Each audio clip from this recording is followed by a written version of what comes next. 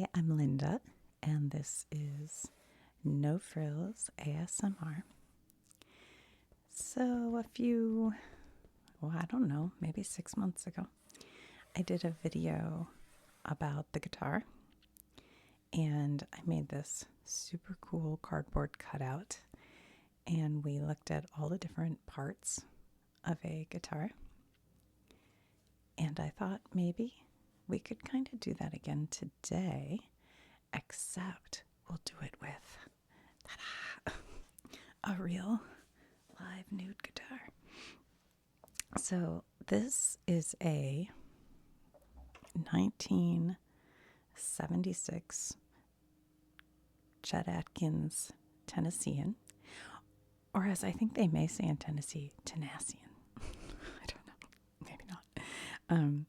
And this is a Gretsch guitar. And so I just thought we could take a look at it, look at all the different parts, and kind of like I did in that other video, I'll try my best to explain to you what all the different bits and pieces are. I'm not a guitar expert. I mean, I kind of am becoming a guitar expert, but I'm not. I don't play. I'm around guitars a lot, but so I know a thing or two. But don't get mad at me if I get anything wrong. This is just sort of a jumping off point. If you really want to learn about guitars, there are books galore and websites, and I'm sure YouTube channels, everything. Anyway, so this is a Chet Atkins was a guitarist from the 50s and 60s, and this was his like model guitar by the company Gretsch. And Gretsch was making guitars way back. And then, I don't know, in the 30s or 40s, something like that, they moved into a space in Brooklyn where they made guitars up until, I think, the 60s. And this I'm a little shady on, I didn't like, but, and then they sold the company to Baldwin Pianos. And so this guitar, I guess when they sold it was probably late 60s, early 70s. But this guitar was made in 76. So it was actually not made at the Brooklyn Gretsch guitar plant.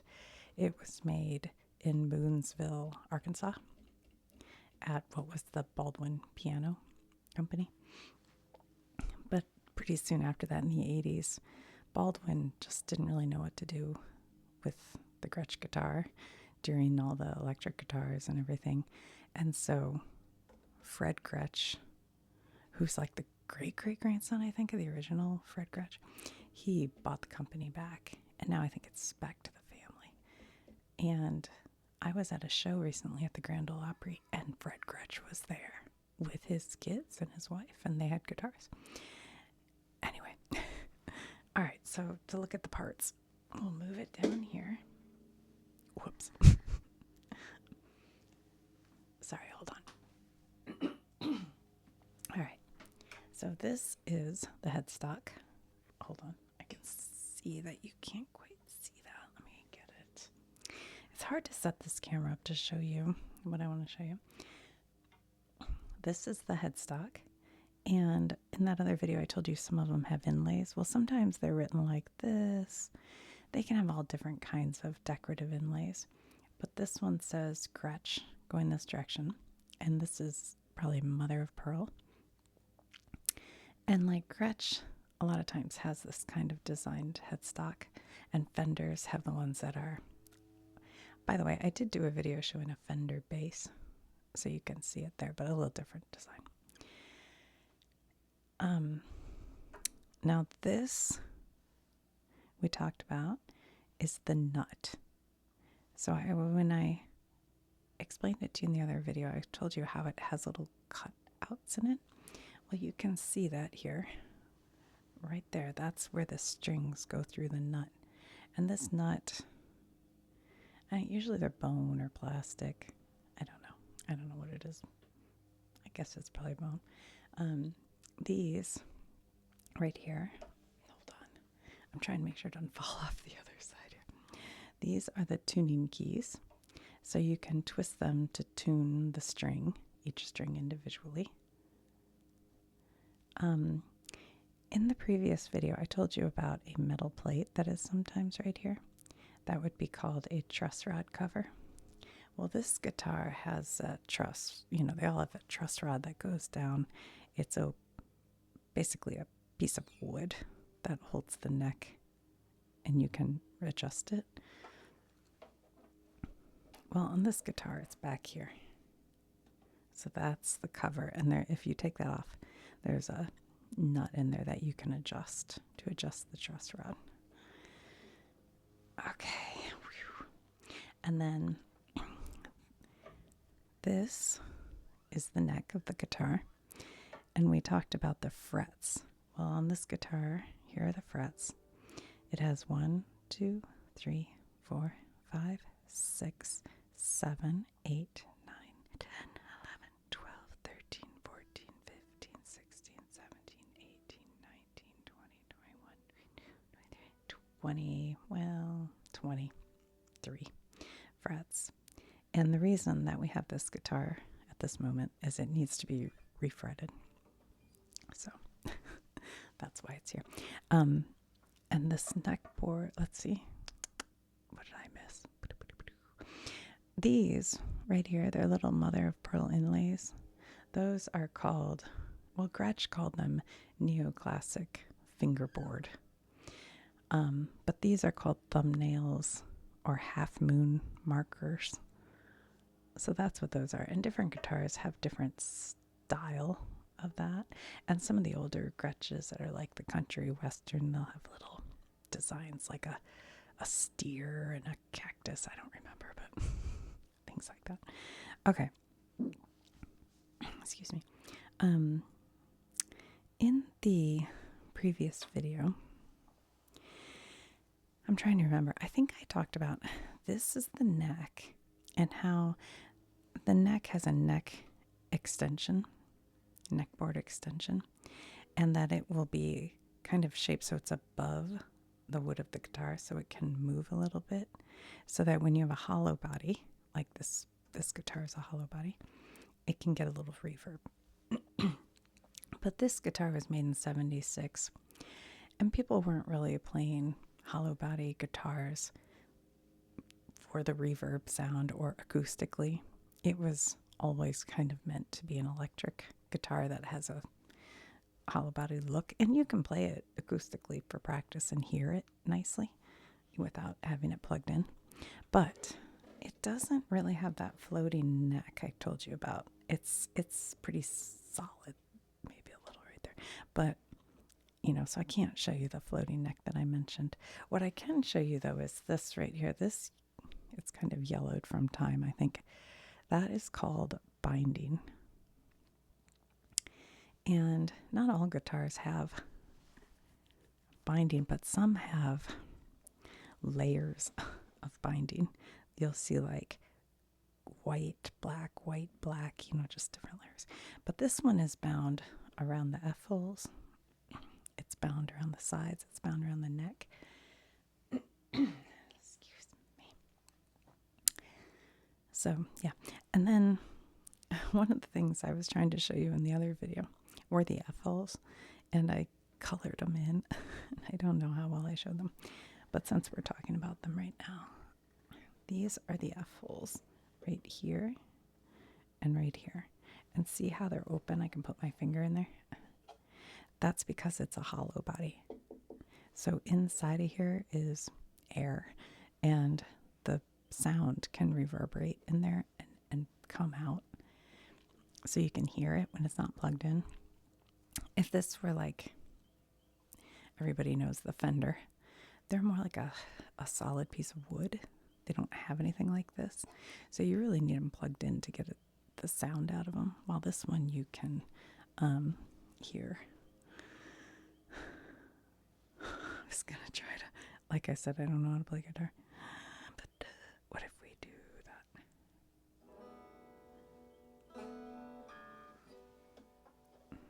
It's upside down. Hold on. anyway, you can kind of hear how you can hear it pretty well. I'm not even playing it loud at all. And these F-holes, see how they have binding on them? That's kind of a upgrade feature right there. One thing I will say, this 76 model, it is in really nice condition. Like, it's practically, there's a reflection there. It looks like something's there, but it's like nowhere at all. So that's kind of nice.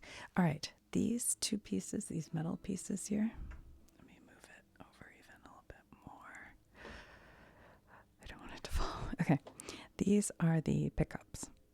This is the neck pickup, and this is the bridge pickup. So what those do is capture the sound and send it to the amp. And an amp is an amplifier. That's what makes the music go. Okay, so those are the pickups. And this right here is the bridge. Now this bridge, it's kind of unique. It's an adjustable bridge. And see how it has these like little screws? So that you can move it, I think you can move it like up and down and back and forth. But then there's also a screw at the back of each of the saddles. These are called saddles. And you can change where the string falls in the saddle. I don't know how to say that. So you can really fine tone the intonation by moving these around so that it's just, you know, exactly where you want it to be and to get that perfect sound. So that's kind of a unique feature. This is the tailpiece, and you can see right here the strings feed into the tailpiece. They go over the bridge and they touch the bridge, but then they don't touch the pickups or the frets. They're over all of the frets, and they don't touch anything until they land on the nut. So your sound is reverberating from here to here. Now this piece right here you won't see on every guitar. It's on a lot of Gretsches, a lot of 50s guitars. It's really useful for that like twang sound. And this is a Bigsby. You can see here it says Gretsch Bigsby. So it's connected to the tailpiece. Some people call it a whammy bar, a wiggle stick, a vibrato bar. And what it does, it changes the pitch, and it kind of holds the note. Let me see if I can show you here. Let's see. I'm sorry, I think there's an army of lawnmowers outside. Like, I don't know how many people have decided right when I started the video to mow the lawn. But anyway, here we go. You hear that?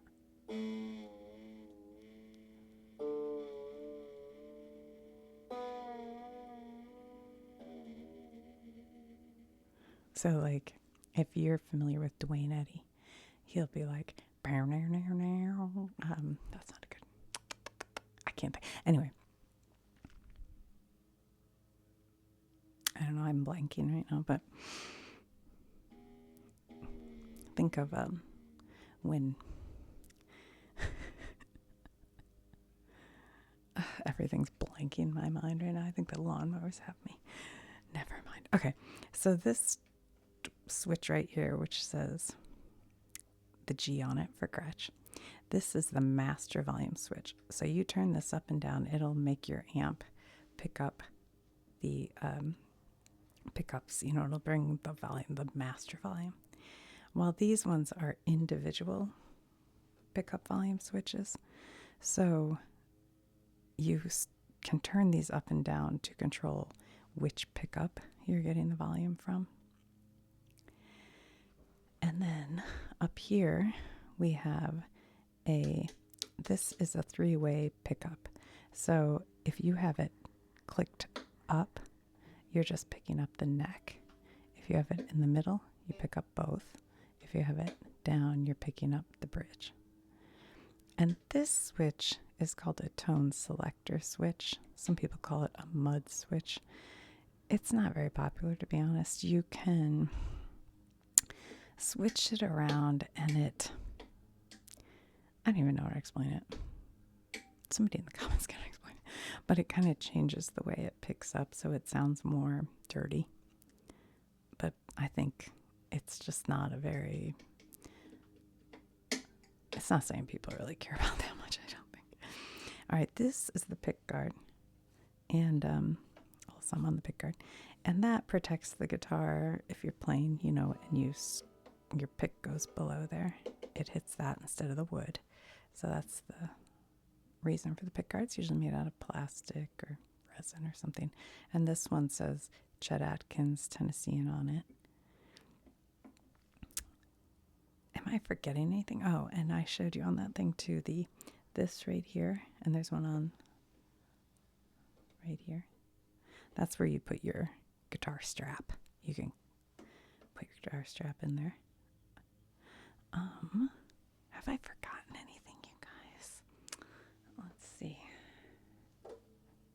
So here's the back. There's our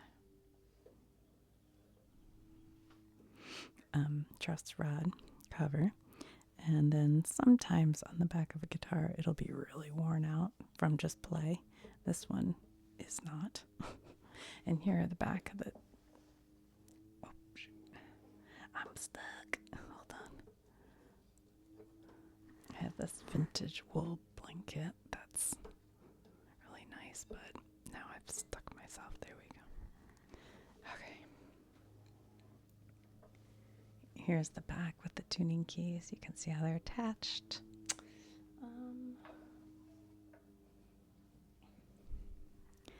I don't know. I can't think of anything else to show you.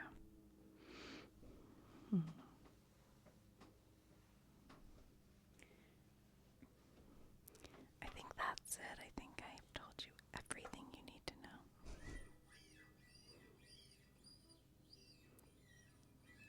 So when you play, you put your fingers between. I feel like I have to turn it around all the. Okay. You put your fingers between the frets, not on the frets. That's like all I know about playing guitar. Hold on.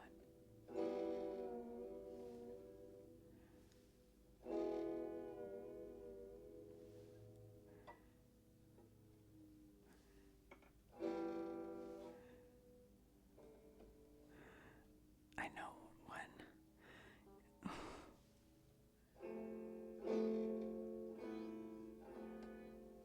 Oh, that's terrible. Also, you gotta cut your nails off. Although Dolly Parton plays with really long nails. I don't know how she does that.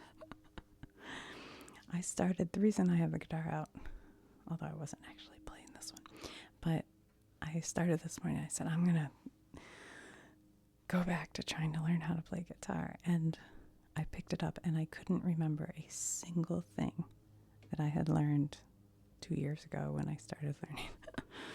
So maybe I'll try to learn again. But the problem I'm having, I don't even know if I can show you because I don't even know. All right, so like you put a finger here and a finger here and a finger here.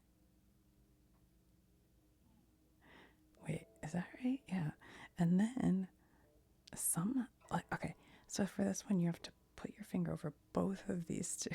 And this is a simple chord, right? Both of these two. Oh my gosh. What do you have to do? These two and here and here. And then I feel like there's a pinky somewhere. I'm like, my hand is not going to do that. Oops, sorry. You can see how upset I am. And I'm just like, got to do stretches or something because I don't think I can do it. Because I had this idea I would learn to play House of the Rising Sun. Because I think you just need to know 5 chords or something. But I'm having so much trouble. Anyway, practice makes perfect. So yeah, you hold the guitar this direction in case you've never played. And then you go, and then you can hit this like with your pinky. Let's see if we can see it move the strings. I don't think I can you? But there you can see kind of what it looks like from all the different angles. Alright, well, there you go. Last night I watched Becoming Led Zeppelin. I may have to do a video about it. It's sort of what got me wanting to play guitar. After I watched the guitar playing in that video, I was like, or that movie, I was like, I think I can do that. And then I picked it up this morning and it was so much harder.